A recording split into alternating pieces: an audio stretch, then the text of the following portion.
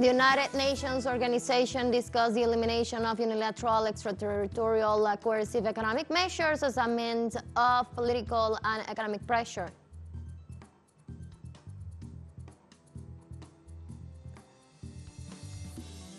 Also, the United Nations Organization denounced the forced paralysis of the education system in the Gaza Strip as a result of Israeli aggressions against the nation.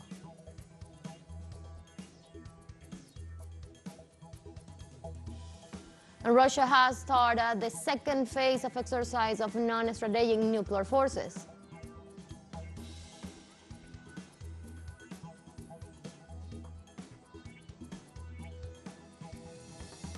Hello, welcome to From the South. I'm Ana Marrero from the Telesur headquarters in Caracas, Venezuela. We'll be with the news. Stay with us.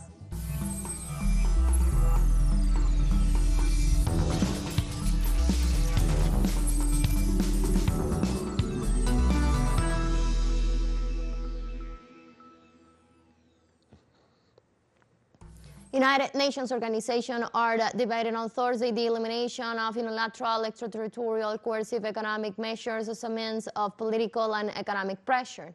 Various organizations participate in the meeting, as well as the non-aligned movements and nations such as Iran, Cuba, Belarus, and the Russian Federation.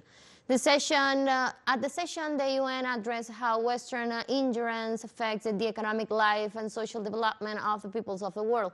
Venezuelan Foreign Minister Iván Gil spoke at the gathering on behalf of the group of friends in defense of the Charter of the UN.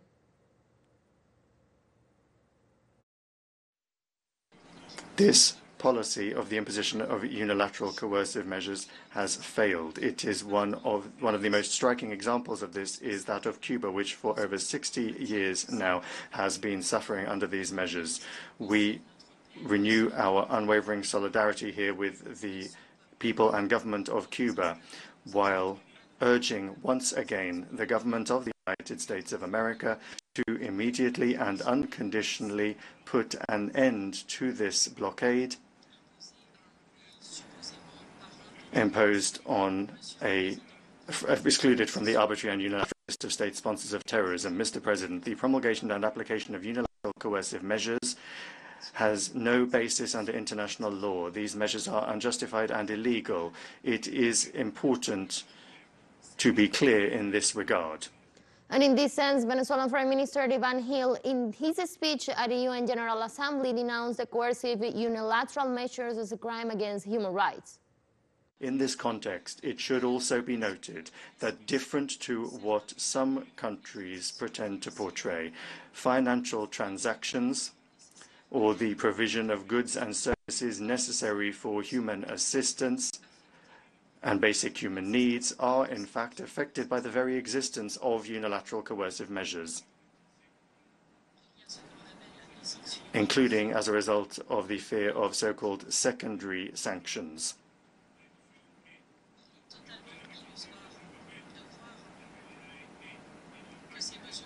It is an illusion to believe that these measures do not have an impact.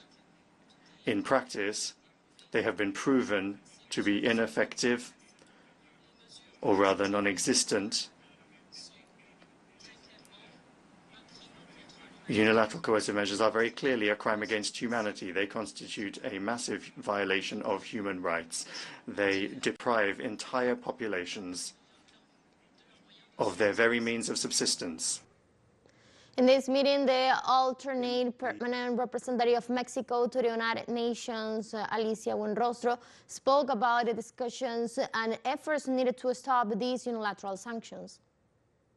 Finally, and in this regard, Mexico believes it is fundamental to streamline discussions on this topic and focus our efforts on substantive efforts that are developed within existing spaces in this organization without duplicating efforts. Thank you.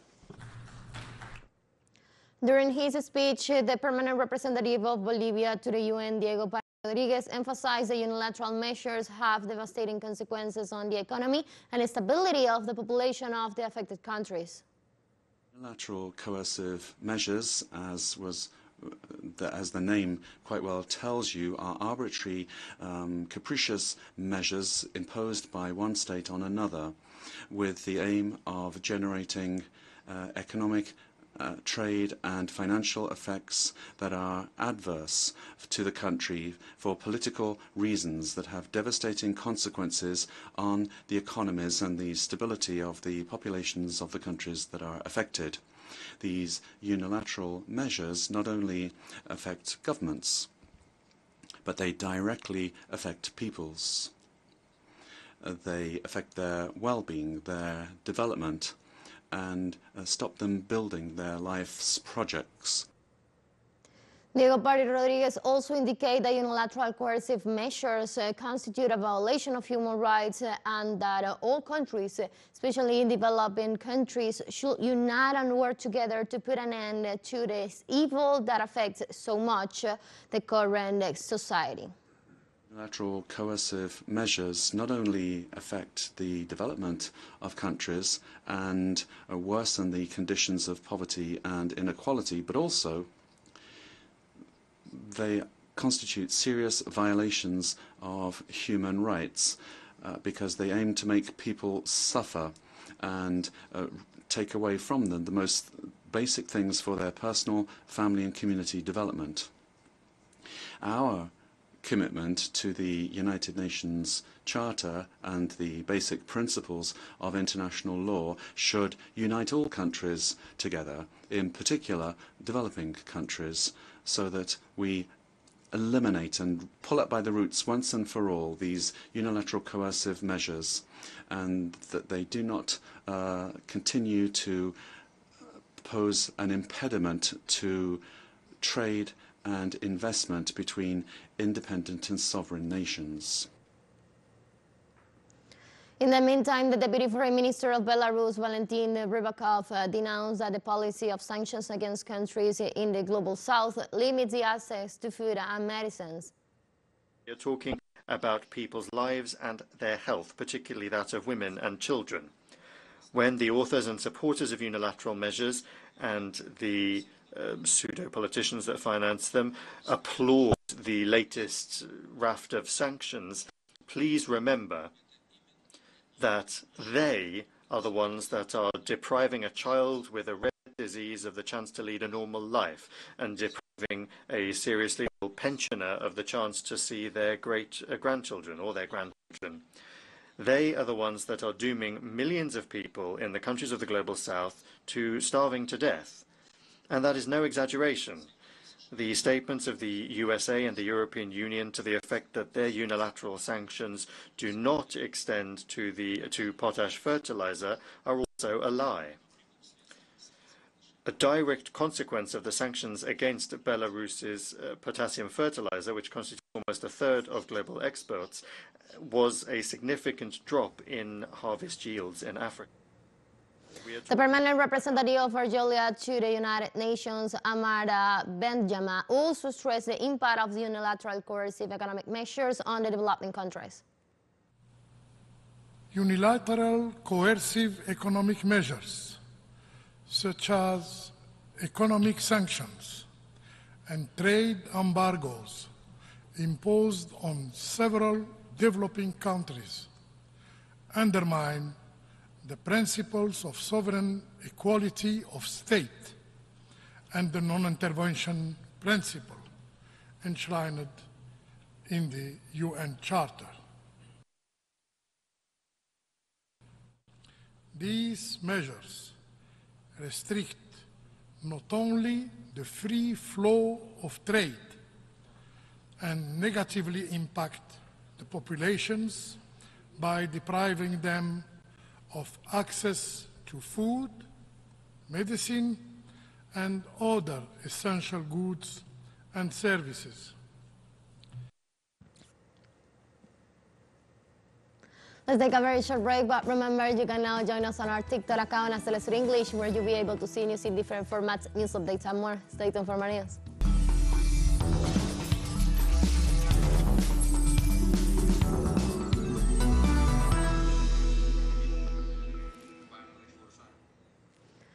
Welcome back to From the South. The World Trade Organization announced on Wednesday that Venezuela has formally entered the organization's International Trade Facilitation Agreement.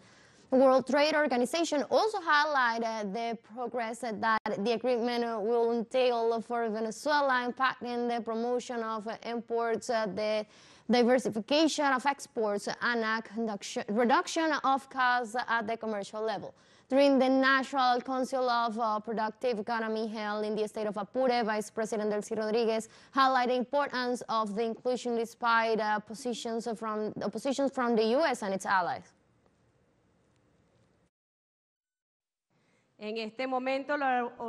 Right now, the World Trade Organization announced that Venezuela is joining the International Trade Facilitation Agreement despite the resistance of the delegations of the United States and some satellite countries. President, that means a reduction of 14% of our costs in foreign trade in that vicious formula you've designed. In addition, our industry is more competitive, so your diplomatic efforts as a former foreign minister and now as head of a state, President, led to this result for Venezuela. So congratulations on this announcement.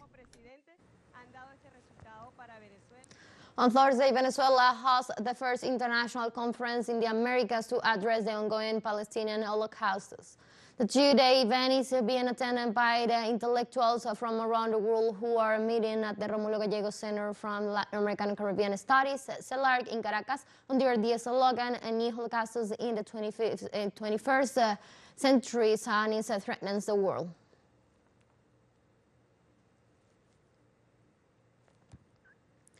In Colombia, the labor reform moved forward as another 42 articles were approved on Wednesday by the 7th Commission of the Chamber of Representatives.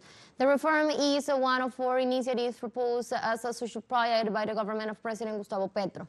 Regarding the Congress approval, the Minister of Labor, Gloria Inés Ramirez, said that the articles related to labor stability, family work, businesses, protection, and care work in the rural sector that were passed on the second day of debate.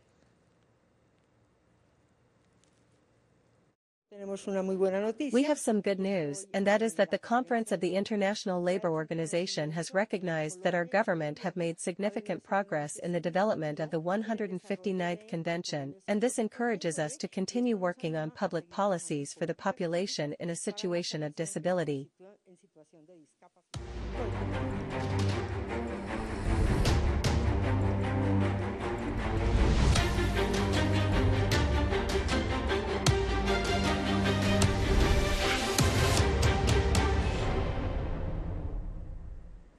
Moving on, the United Nations organizations denounced the forced paralysis of the education system in the Gaza Strip as a result of the Israeli aggressions against the region. The United Nations Public Work and Relief Agency for Palestinian Refugees said that Israel violates the right to education of at least 625,000 students, among them more than 300,000 children. On the other hand, the Palestinian Ministry of Education informed that at least 4,851 students were killed during the Israel's attacks. The Palestinian entity also assured that despite the Israeli side, the teachers of the Gaza Strip will launch a project to reactivate the education system.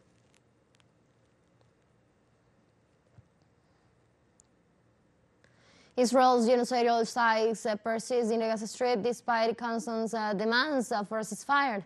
The Gaza Health Ministry has reported that the Palestinian death toll from the Tel Aviv aggression exceeds 37,232 deaths. In the counts, more than 85,037 civilians have died since the escalation of attacks on October 7, including 30 Gazans killed during the attack of the last 24 hours. Many of the victims remain under the rubble as Israeli sites prevents rescue workers from carrying out their work.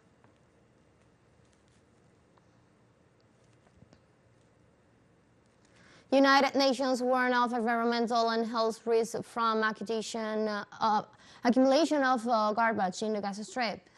The Public Work and Relief Agency for Palestine Refugees indicated that as of June 9, more than 330,000 tons of waste has accumulated in the populated areas throughout the Gaza Strip. Because of the Israeli side landing to a sanitary crisis due to the environmental impact. The destruction of more than 700 kilometers of water networks and 9 of the 10 main storage tanks.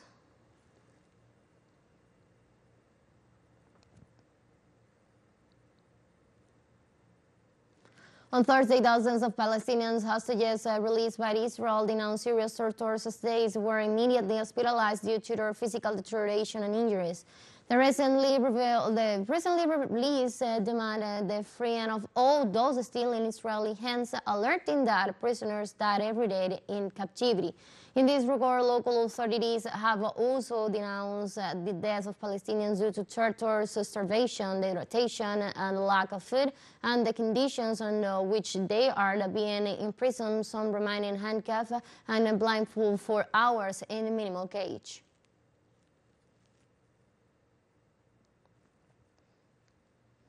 And in Tel Aviv, the Israeli government repressed ultra-Orthodox shelters who were demonstrating against the impositions of mandatory military service. Promoted by the administration of Prime Minister Benjamin Netanyahu in the face of shortages of soldiers in the coalition government, strict measures have been implemented to pressure the Israeli population into mandatory military service. The consequences for not answering the army call include detention and imprisonment.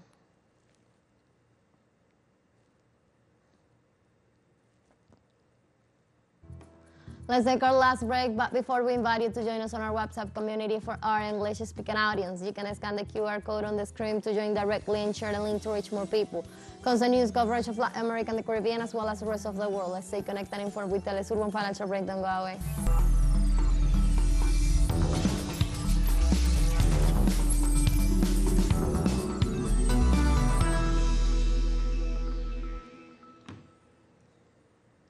Welcome back. Russia has started the second phase of the exercise of non-strategic nuclear forces. The Russian Defense Ministry has reported that the Leningrad military district forces, specifically its missiles personnel, are carrying out a combat training task that includes cover movements to a designated position. The preparation that also entails sea maneuvers and electric missiles launches against conditional enemy targets happens aimed in gating tensions provoked by the North Atlantic Treaty Organization and some European governments.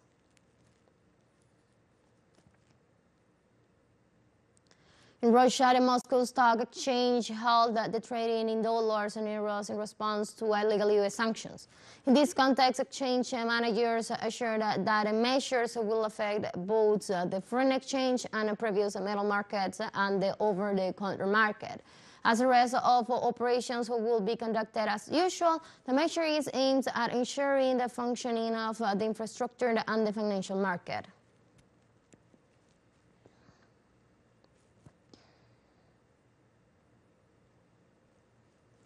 In China on Thursday, as the European Union imposes a new tariff of imports of Chinese electric vehicles, the Commerce Ministry spokesperson He Jiandong stated that the country reserves the right to present the case of the World Trade Organization.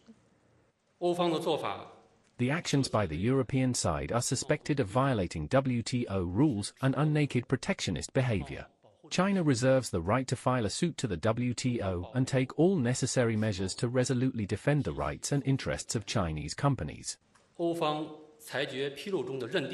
The determinations disclosed in the EU's ruling lack a factual and legal basis. This action not only harms the legal rights and interests of the Chinese electric vehicle industry and undermines mutually beneficial China-EU cooperation on new energy vehicles, but will also distort auto production and supply chains around the world, including in the European Union.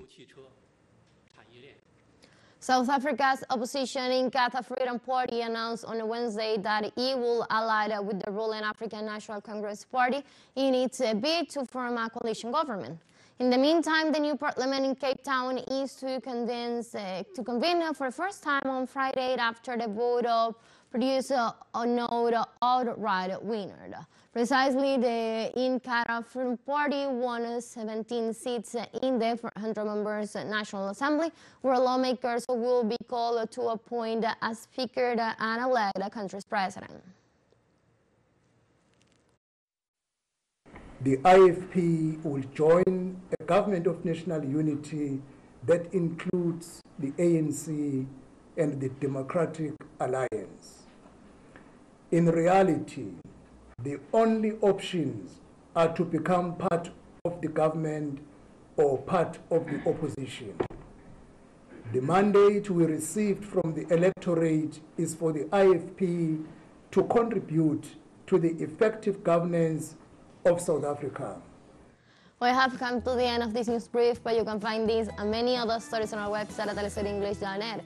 You can also join us on our socials. We're on Facebook, on X, and on Instagram as well. For Teleser English and from the South, I'm Ana Marrero. Thank you for watching.